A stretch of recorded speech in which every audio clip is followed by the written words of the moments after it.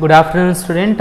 In the last class, we discussed about conductivity of an acids and bases in the presence of water, and we also discussed about the glucose and alcohol. Okay. So last class we took 4 examples. First one is acid, second thing base, third glucose, and fourth cases we took an alcohol. Okay. So these all solution, remember we took a solution of these all things, glucose solution, similarly alcoholic solution we took in a beaker and we connected to the circuit and we used the bulb also. In these two cases bulb will glow, there will be glowing of bulb. Here there is bulb is not going to glow. Okay. So yesterday I said because of these two, when we are taking in the presence of water, what they produce? They produce the ions. What they produce? They produce the ions. In these two cases, these are not able to produce the ions. Okay. Acids and bases, they produce the ions when we are taking them in the water. Similarly, these two are not able to produce the electricity because these two cannot produce the ions. Okay. When these two are producing the ions are responsible for the conduction of electricity, or else we can call a flow of electron. Flow of electron, because of flow of electron, what happens? That circuit is going to become a complete. Then we will get a glowing of a bulb. Okay. In the case of glucose and alcohol, these two are not able to produce the ions when we are taking them in terms of water. In the aqueous state, they are not able to produce ions. If they are not able to produce ions, then there is no movement of electron. If there is no movement of electron, there is no electricity. Hence, what happens? Bulb is not able to glow in these terms. Glucose and the alcohol. So, actually, today we are going to discuss what happens when we are taking acids and bases in the water. Acids and bases in the water. Okay. So first cases we are going to discuss about the acids. In the water, H2O. Okay. Here before going to this concept, okay, first I will explain about the setup. Here I am taking a test tube. Okay. In the test tube I am taking NaCl, sodium chloride and sulfuric acid mixture. Substance A is here sodium chloride, substance B is sulfuric acid, one is salt, one is acid. When these two are going to react, they are producing the sodium sulphate and hydrochloric acid in the gaseous form. In which form it is going to produce? It is produced in the form of gaseous state. Here whatever producing here hydrochloric acid, it is an pure form. I hope so you got clarity. We are getting hydrochloric acid in a pure form. It is not aqueous state. In that time what happens? Remember here in the test tube we taken sodium chloride and one more thing is sulfuric acid, and both are going to react and they are producing salt and hydrochloric gases. Okay. Here we are getting gas. Yes or not? We are getting a gas. Okay. So our intention is we have to allow the gas to the litmus paper. Here I took a blue litmus paper.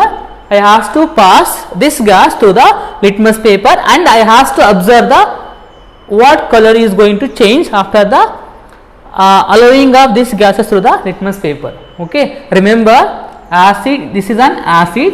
Hydrochloric acid is nothing but a acidic substance. When we are allowing these gases, there should be change in the color blue to red. As we know, acids are able to turn the litmus to a blue to red. If we are taking a red litmus, it remains red. If we are taking blue litmus paper, it has to turn into a red color. Why? Because acids can change the color of litmus to red. If it is red, it remains red. If you are taking a blue, it has to turn into a red color. This is a condition as I mentioned earlier. Okay. Here I am taking a rubber cork to close to avoid the escape of gas.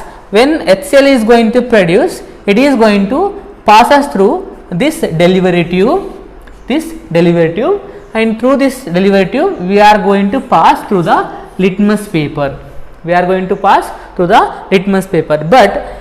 being a acid, HCl being acid, it has to change the color of litmus paper, but it is not able to change the color of blue litmus paper. Blue litmus paper remains here blue only. Why? Being acid, it has to change this into a red color, but here in this experiment we are not getting, we are not able to observe the color change of the blue to red. Why it is going to happen? Being acid, it has to change the color to red, but here blue remains blue. Why? Okay, why? Because when we are getting an acid, when it is in the form of pure HCl, okay, pure HCl not able to produce any ions. If you take an pure hydrochloric acid, it not able to produce any ions. Okay, then what is the relationship between this ions and this color? Actually, when we are taking hydrochloric acid or else any acid in the presence of water, they are going to produce ions. Here it will produce H plus ions and Cl minus ion. Okay, as you know, acids can liberate which ions? H plus ions. These ions are responsible for the color change of blue litmus paper to red color. If acid is able to produce ions, then that ions are responsible for the color change of litmus paper. Here, if we are taking here pure gas. From this activity, we are getting a pure gas which do not have a ions. That's why it is not able to change the color of the litmus paper. Whereas here, HCl is going to split into H plus ions and Cl minus ions, which is responsible for the color change of the litmus paper. Okay, or else it is also producing HCl plus H2O. Remember, here it is going to produce H plus ion. This H plus ion again going to combine with an water, and it is going to form a H3O plus ion. H3O plus ion. This one we are going to call as hydronium ion. Which ion we are going to call? Hydronium ion. This hydronium ion is responsible for the color change of the litmus paper. Here this one we are going to call as hydrogen ion. Okay, this explains about this activity. One more thing, in some cases suppose climate is humid, we have in such a climate that there will be more humidity. In that time what happens, there will be change in the color of litmus paper, even though it passes just a gas, even though it is impure, it is going to change the color just because of presence of more amount of moisture. That's why to avoid that, to remove the moisture, we are going to use here guard tube. Okay, this guard tube is just I will explain about here. This is an guard tube which contain the substance, nothing but calcium chloride. Yes, we are setting here just to it. What is the work of calcium chloride here means it will be absorb the moisture. Okay, so here our intention is we have to pass the pure HCl gases to the litmus paper, but if climate is contain more moisture, then along with the gases there will be chance of movement of the moisture. If you using the guard tube here, it can absorb the moisture. Okay, by absorbing moisture it will be allow only HCl gases. Okay, now come to the bases. Now we discussed about the acid and we came to the conclusion of acid, they can produce the ions when we are taking in the presence of water. In aqueous state only they can produce the ions. If you take an pure, they are not able to produce any ions. That's why they are the poor conductor of electricity when we are taking them in the pure form. Okay, similarly now we are going to discuss about the bases. What happens to the bases when we are taking in the in a water? Okay, now this is an acid, remember, and we are taking water. It can produce the H plus ions and Cl minus. Any ions, any acids, they can produce the H plus ions. Okay, if we take an H2SO4, if we take an H2SO4 plus water, they can produce 2 H plus plus and SO4 minus 2 ions. Similarly, if we take an vinegar, CH3COOH plus H2O. Vinegar, remember, it's a weak acid. These two are the strong acid. This you should remember, strong acids. Okay, and this will be weak acid. It can produce a CH3COO minus plus H plus. Okay, here remember, these all acids are able to produce a H plus ion. This is about the acid when we are taking in the presence of water, in the presence of H2O. If we take on bases, this is about what? Acids. Okay, now I am talking about the bases. What happens to the bases actually? When we are taking a base plus water, what they will produce? They will produce OH minus ions. OH minus ions. If you take on, so suppose sodium hydroxide. If you take on sodium hydroxide in the presence of H2O, it will produce Na plus sodium ion plus OH minus ion. This OH minus ion it is going to produce, and this ion we are going to call as hydroxyl ions. Which are hydroxyl ions? Okay. Similarly, if we take an calcium hydroxide, okay, calcium hydroxide, what we are going to call? We are going to call slaked lime. Okay. If you take this one in the water, it can produce calcium plus 2 ions and 2 OH minus ion. This one nothing but hydroxyl ions. Now you got clarity. When we are taking an acid, they can produce H plus ion or else H3O plus ion, hydronium ion, or else it can produce just H plus, nothing but hydrogen ion. Similarly, when you are taking bases, they are producing the sodium ion in terms of sodium. I am talking with respect to the sodium hydroxide. It can produce sodium ions and they can produce a OH minus ions. All the bases can produce a OH minus ion. It means what? All the bases definitely they contain the OH minus ion. But here in one cases we have different criteria.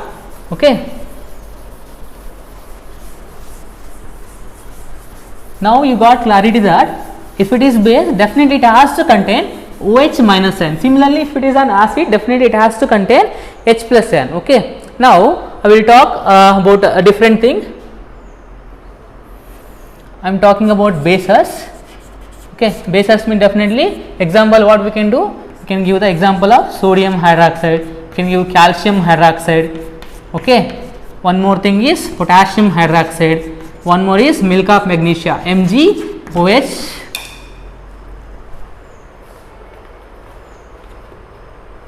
MgOH taken twice. Okay, these all are the example for the bases. Okay. Now this will produce what? It contain OH. This one also contain OH. This one also contain OH. Hydroxyl ions. This one also contain OH. Okay. This one contain 2 OH. This one contain also 2 OH. Here you can observe that this bases contain hydroxyl ions. These all are nothing but hydroxyl ions we are going to call. Hydroxyl ions we are calling. Okay. Now one more base we have called as ammonia. This one we are going to call as ammonia. NH3 means nothing but ammonia. Here this one also I am saying bases. These all are example for bases. Just you can observe that in all the cases they contain OH, OH, OH, OH ions. But here if you take an ammonia gas, it do not contain OH minus ions. Then also we are keeping this one in the category of bases. How it is possible? How? In the sense, when you are taking this ammonia and we are adding the water, it is going to form new substance called as NH4OH, ammonium hydroxide we are going to call. In that time it can be split into NH4 plus OH minus ion. Because of this OH, this is also we are going to keep in terms of bases. This is about the bases. Now you got clarity. acids are going to produce H plus ions, and similarly bases are going to produce OH minus ion. H plus ions we are going to call as hydrogen ion, or else H3O plus ions we are going to call hydronium ion. Similarly, if you take a bases, they are going to produce OH minus ion in the presence of water, and for them we are going to call as bases. Okay, one more term they given, in your textbook, called as alkali. ALKALI. Remember, we have alkane, alkene, alkane, alkyne. That is not different. This is different. Okay, what do you mean by the alkali? Alkali is nothing but it is on base. It is on base. It is on nothing but base, which dissolve in water. Nothing but in water. Nothing but this is on base. Alkali means nothing but bases which can dissolve in the water. Remember, all the bases are there, na? All the bases are not able to dissolve in a water. We have a different bases. Okay, sodium hydroxide we have, calcium hydroxide we have, potassium hydroxide, magnesium hydroxide, ammonium hydroxide. These all the bases may be dissolved or may not be dissolved in the water. Okay, bases among which are dissolved in a water, bases among which are dissolved in a water, for them we are going to call alkali. Normally, even though if whether they are dissolves or not, if they are dissolved in a water, for them we are going to call alkali. If they are not able to dissolve in a water, simply we are going to call as a bases. And one more word they given, one more word.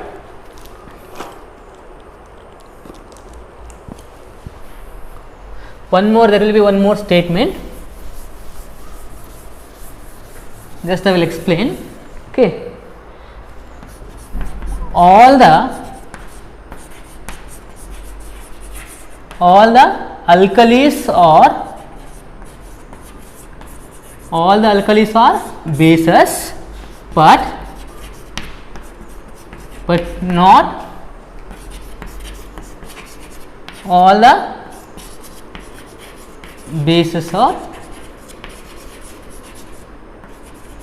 but not all the bases are not alkali.